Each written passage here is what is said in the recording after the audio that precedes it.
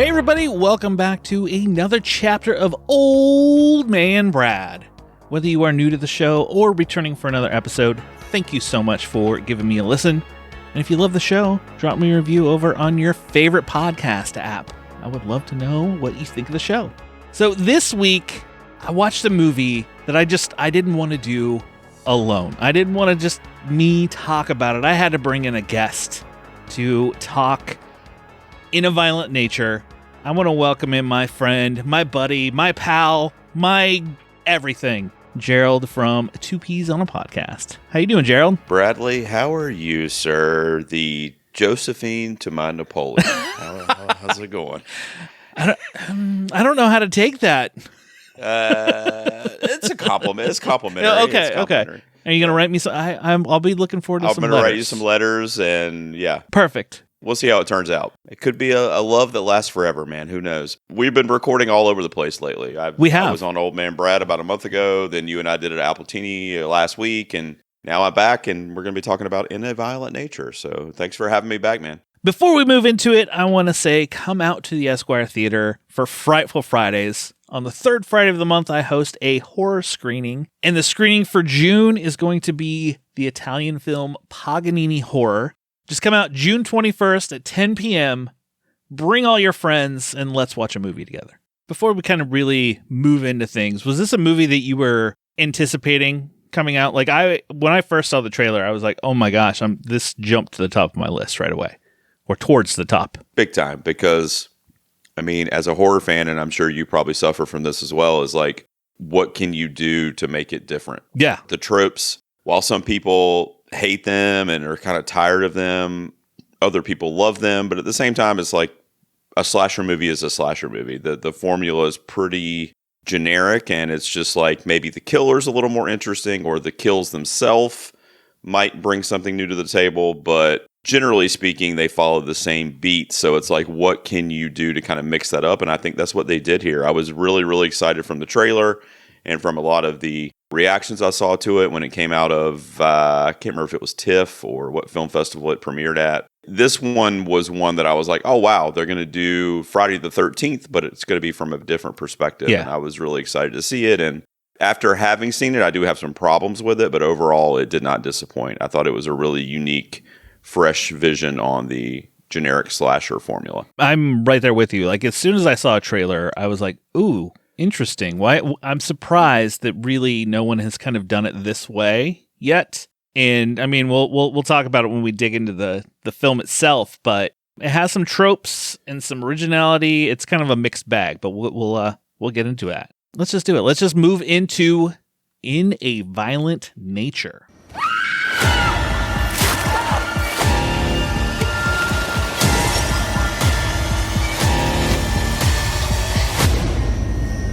Animals don't get too hung up on reason. They just keep killing.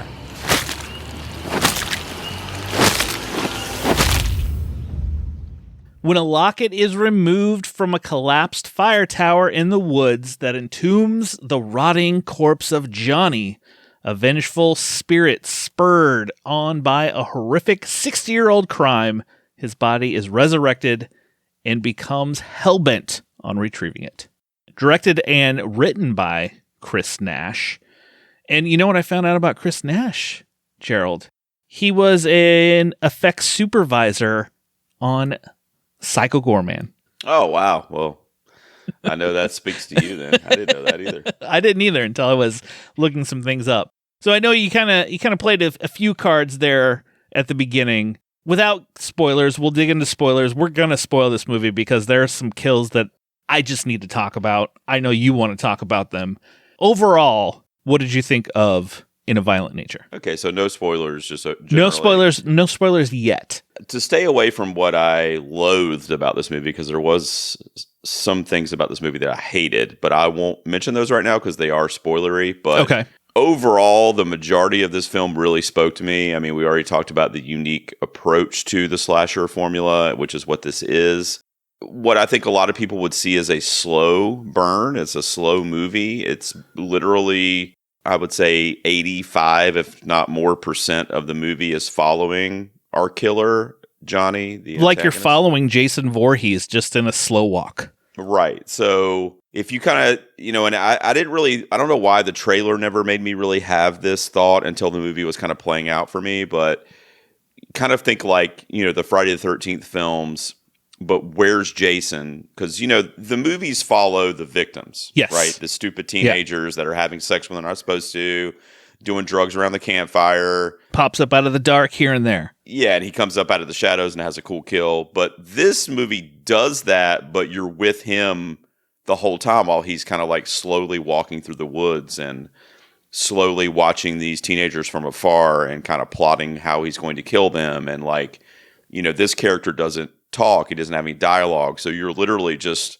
following this brute, man or entity or whatever you want to call it through the wilderness. And it can seem that might sound super slow to people. And it does play kind of slowly paced at times, but when it has its like moments, it's like it doesn't matter. Like it was all worth it.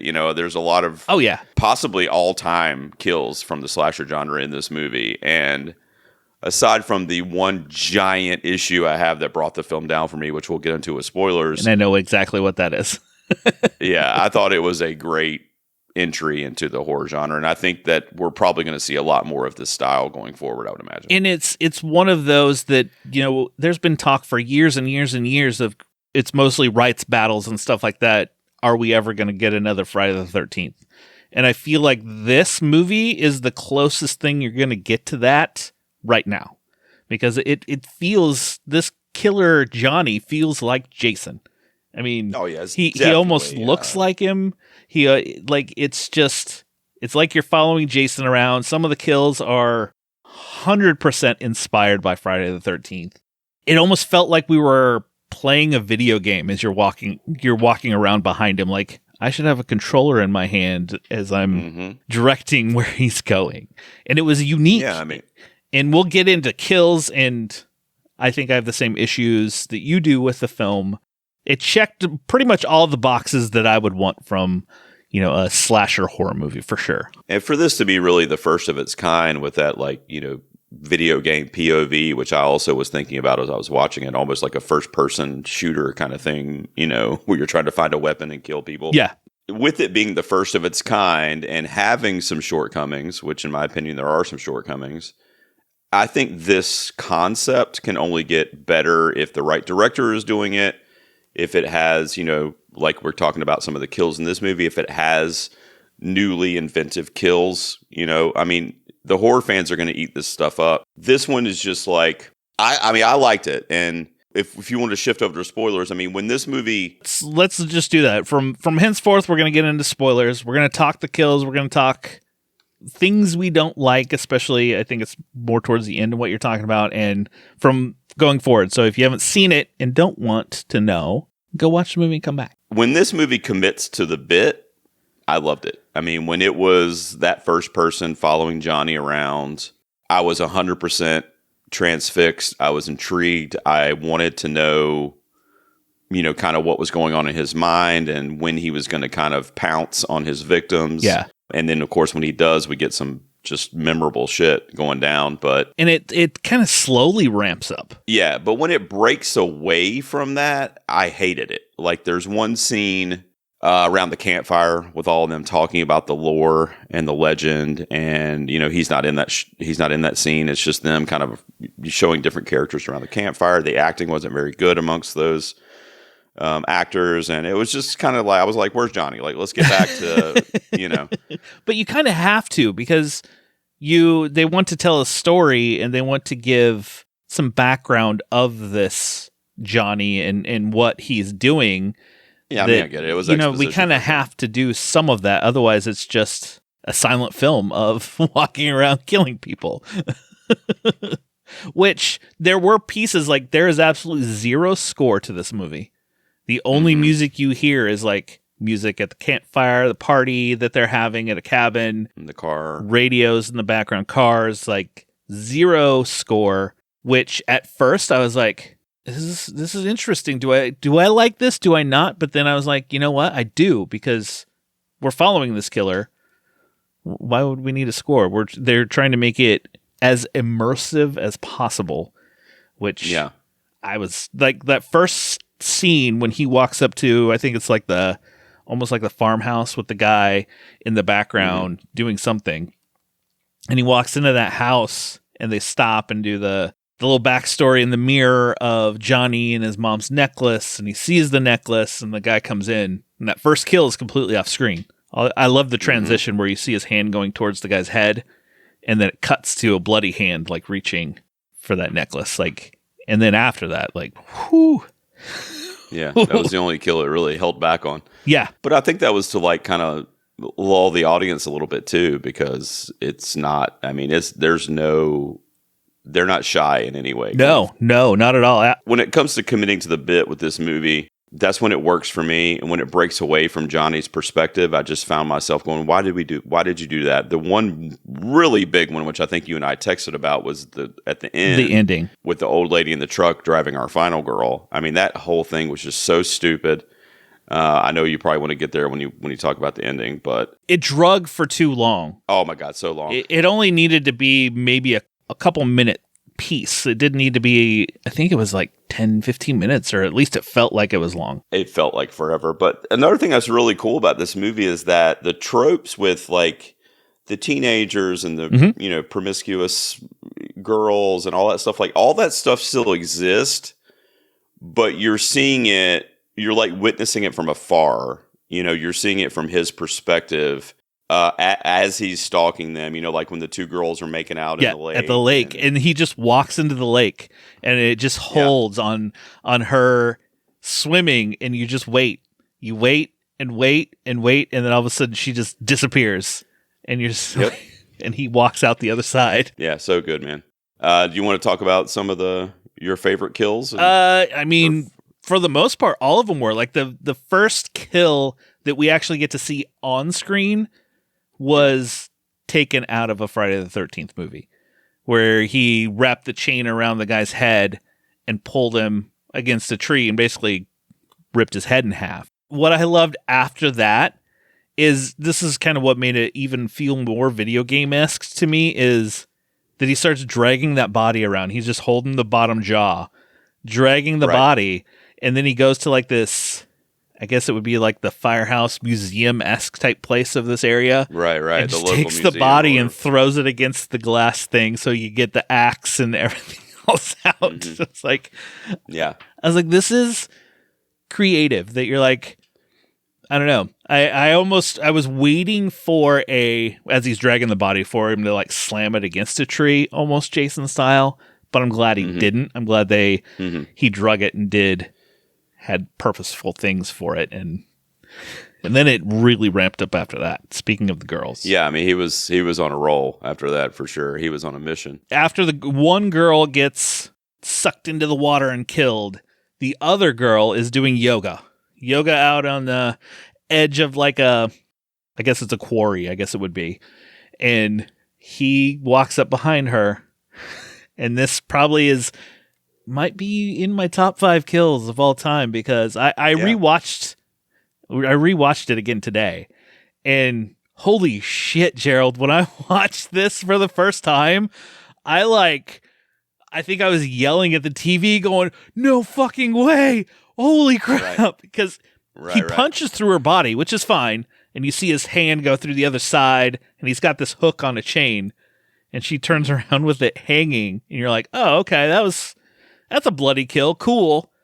But no, he's not done. He grabs the hook that's on it in the body, pulls it out, sticks it into her head, turns her around, and pulls her head through the hole in her body like a human pretzel. Yeah, it's yeah. Awesome. It's really when you rewatched it, is that all practical? Because I've only seen it the one time. Yes. It is. Yeah. Yeah. Oh yeah. That's amazing. Yeah, really good shit, man. I mean, I love that one. That's probably also, I would say, one of my all-time kills, at least in modern horror. But I don't know why I have a soft spot. Like, I really love the kill where he drops the boulder on the guy's head and it just explodes. Oh. Do you know what I'm talking about? Yes. Yeah, the dude's on the ground and he just picks up this rock and just drops it. And it, shows the whole thing. And it shows the rock hitting the head and the blood kind of splattering out and the head's just a pancake, I don't know. I just love that because it was so like quick and like they just showed it to you. Well, and then you had the other one that was slow and torturous. Like I think he broke the dude's spine, so he's paralyzed.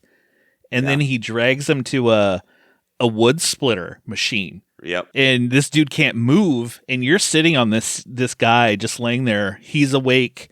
You see his eyes, and he can't move. And first thing he does is he uses this wood splitter slowly to cut his arm off. Mm-hmm. And the dude can't do anything, basically. Right. And then he's like, "Oh, I'm done with that. So let's take the head off." And it's like it's just a static camera just sitting on this dude just laying there the whole time.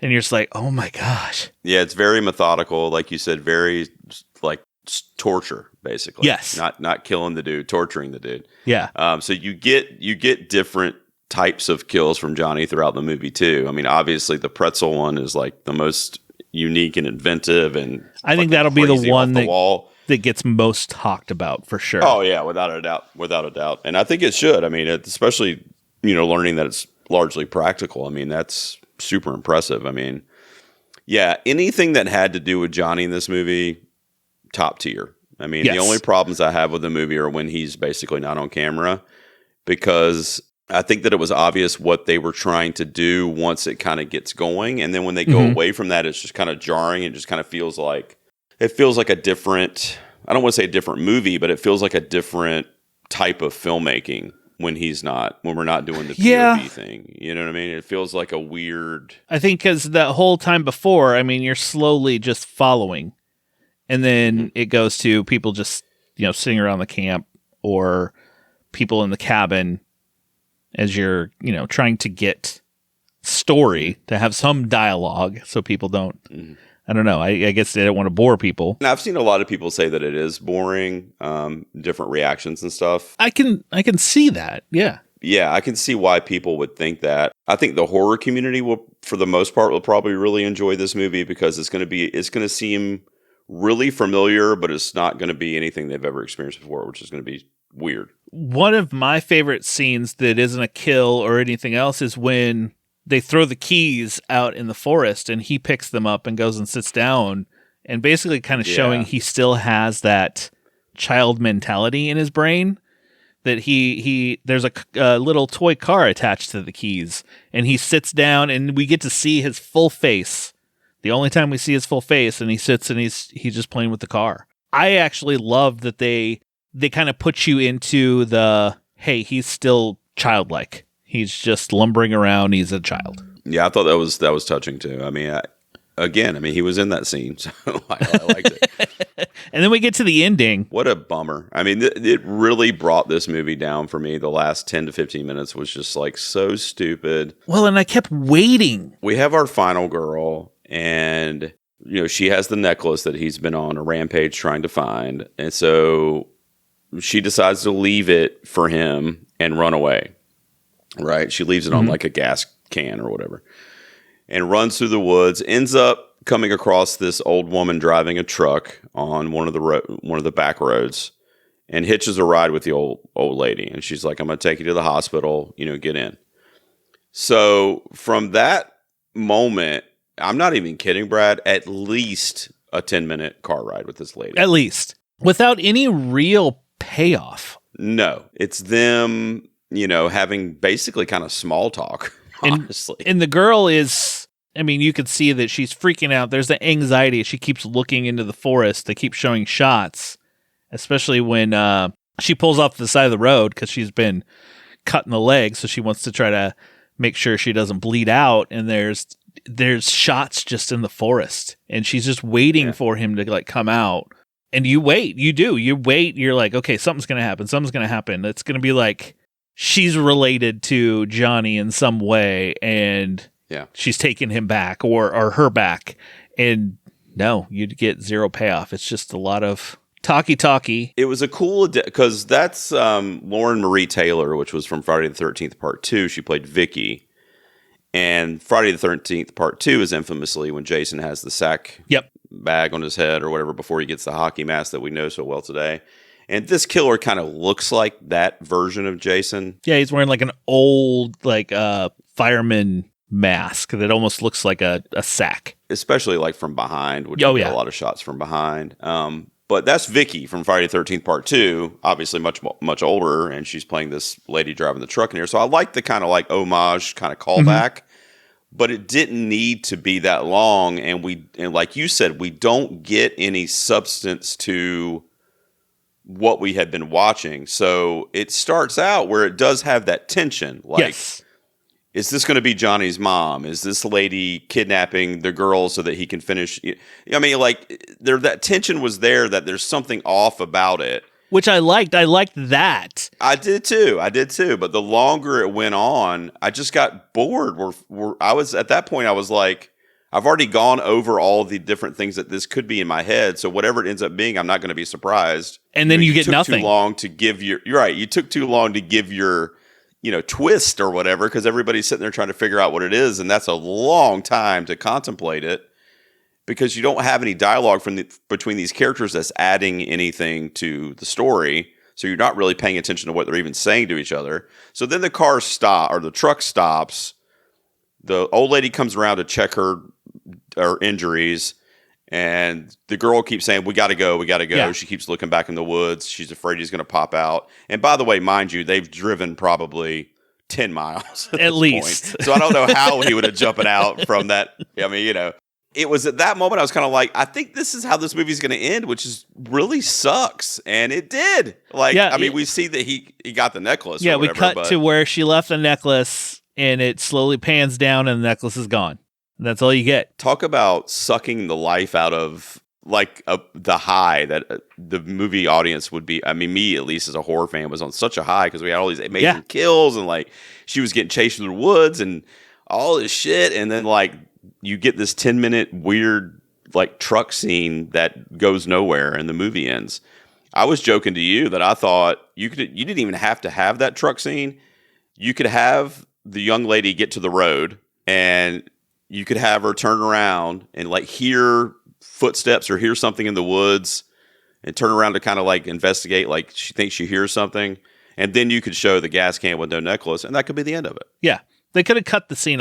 Even some of the dialogue, making it talk, and it's some of that tension to begin with, but it just went on too long. It was way too long. It really, I mean, it didn't ruin the movie for me, but it was definitely like a huge downer because yes, it's one of those things where I think I was texting you when I was watching. I can't remember if it was while I was watching or after, but it was one of those things where like up until that truck showed up, like if somebody had asked me in my first viewing, I would have been like, "This is the greatest shit I've ever seen." Yeah. Oh yeah. And if somebody texted me 10 minutes into that truck thing, I would have been like, "That's okay." And that's kind of it did bring it down. Really brought it down for me. I know I'm being hard on it or whatever.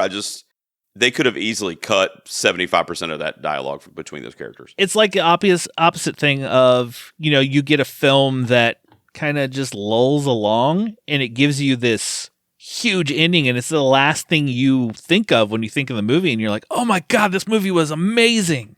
Even though it was slow go the whole way. This is kind of almost the opposite. You're getting all these amazing kills with this amazing practical effects, and then they just like, you're up here, and then it goes pew, like it's off the cliff. And you're like, and it's over. Yeah, I think anybody that's not like, a horror junkie and is just like checking it out or whatever is probably going to find it super monotonous, and I don't know that they're necessarily going to be able to get on board with it. But I think any horror fan is probably going to really, really respect and appreciate this movie, would be my guess. I think it's probably going to have... I think so. I think it's going to have a good reception overall. I just hated the ending. Like, it really let me down at the end of the movie. But, I mean, overall, it was an enjoyable experience for sure. What did you end up out of a 5? What would you give it? Do you do half points or not? Yeah. 3.5, I think, probably. I think that's where I would sit. It close to a 4, but that ending, like, really dropped. I probably would have hit 4.5. If not, yeah, I was going to say it would have been a 4.5 for me. If it had ended more ambiguous, or even with just everybody being dead, and I know that's bleak, but if it's just everybody's killed, and so there's no one left for him to kill, or that ambiguous ending, it would probably been a 4.5 for me. But a whole point is being taken off for the way they decided to end it, and it's unfortunate because But you know what? I'm okay though, because like I said, I feel like this is going to spawn the ideas of other filmmakers and other horror aficionados going forward, that they're like a concept that they can do where they're kind of blending the first person video game with horror, and it goes together so well. I mean, this is obviously modeled after Jason, but you could do the same thing for any number of slashers that are, have their shtick in society or whatever. And, you could follow a serial killer like Maniac, or you could follow a slasher wearing a mask like Ghostface. I mean, you could do any number of things and it would work. I just wish this one had a better ending. That's my big gripe. Now, this is probably the last question I have for you is, did you like the kind of old school 4x3 feel to it? Like this feels like it should have been some VHS tape that you watched back in the day. I think it fit. I think it fit with that backwoods kind of vibe and the throwback to the Friday the 13th and the camp slashers. I think it fit really well. Like I thought it was a great choice. And I think, the VHS hounds out there, I think this is gonna come out on tape for sure. It has to, and they're gonna eat it up. I would think so. Yeah. All right. Anything else you want to say about? I think we pretty much covered everything on A Violent Nature. You think this will be anything else? Sequels? You think we'll see Johnny again? We could. I mean, he has the necklace. Someone else could take it. Now, is he just walking around with the necklace in his hand? Is he? Because the necklace was used to keep him in the ground. It was kind of the seal that kind of kept him, where he is. Which is also very stupid, by the way. I mean, the whole thing. I'm like, what? Well, especially the way that it's just hanging there. It's not very protected. Yeah. I mean, a bird could have taken it. I mean, it's. It was a really stupid setup and a really stupid ending, but everything in between I really enjoyed. I'll put it that way. How about that? The bookends were really dumb, but I thought the movie, everything in between was great. I agree with you on that. This will be on Shudder. It's in theaters right now, but it's coming to Shudder shortly after. So if you don't get a chance to make it to the theater, I think I would love to go to the theater and just stand there for the kill, what I call the human pretzel kill, and just see the reaction of people as that happens. Well, that's why this movie benefits from the theater experience, is because just hearing everybody's reaction to the kills, and that one in particular. But I mean, the woodcutter scene, I'm sure gets a pretty big reaction, and really all of them. I mean, even the drowning scene where you don't really see anything. I mean, there's a lot of tension, and the buildup is really nice. So that would be. It's not one of those movies from like, a craft perspective where you're like, Villeneuve or Chris Nolan or something where you have to see it in IMAX, but it does have that thing where it's like, gotta be better with the crowd, I would think. Oh, absolutely. Because especially people who haven't seen it yet, just the reaction. Because I mean, I gave a verbal reaction the first time I watched it, and I was by myself. Exactly. Is there anything at home that you would suggest people to check out? I have one, and I just watched it today, and that it's on Hulu. It's The First Omen. It was unbelievable. I mean, there are some scenes in it that will make you go, holy fuck. And then it just did a good job of leading you up not only to the original Omen, but then kind of making it its own for the possibility of, hey, we could get more stories here. Yeah, I'm excited to check that one out. I haven't seen it yet. But yeah, go check that out on Hulu for sure. I would say, in terms of recommending something that you can watch at home, it's on VOD. I don't know how much it is, but The Last Stop in Yuma County with Jim Cummings. It's a pretty solid movie. Really good, tense, like crime thriller. I want to say it takes place in the 80s, I think. Tarantino-esque, like the diner scene of Pulp Fiction, kind of. Yeah, and Coen Brothers vibes kind of floating around in there too. Very kind of noir, crime heist kind of film. So it's awesome, and it has a really kind of shocking climax that I didn't see coming, it was just kind of crazy. But yeah, it does remind me of Tarantino, Pulp Fiction, but also like the Inglourious Basterds bar scene in a way where it's just like nobody's safe, and you don't really know what their fate's going to be, and they're all in the same room together. And so yeah, The Last Stop in Yuma County is one of my favorites I've seen this year, and I think you can get it on demand right now. So that would be the one I would shout out. Well, thank you for coming on to talk A Violent Nature with me, Gerald. Make sure people go check out Two Peas on a Podcast. You and Nick chatting movies over there. Yeah, Two Peas on a Pod. Just go. You can find us everywhere. Just go to YouTube and look. I think it's YouTube / Two Peas on a Pod. That's TWO spelled out, and the podcast is on there as well. And then anything additional I do, like trailer reactions, mini reviews, that kind of stuff, will also be on there. So that's probably the easiest way to find everything. But yeah, we're also available on all your podcatchers. Just Two Peas on a Podcast. Well, that will do it for another chapter of Old Man Brad. Just make sure you subscribe to the show, and you will never miss any chapter going forward, whether it's this or my Tales from Tubi series. I'll be back soon with a brand new chapter. Just snuggle up in that blanket, turn off the lights, because it's okay to be scared. I'll talk to you later, everybody.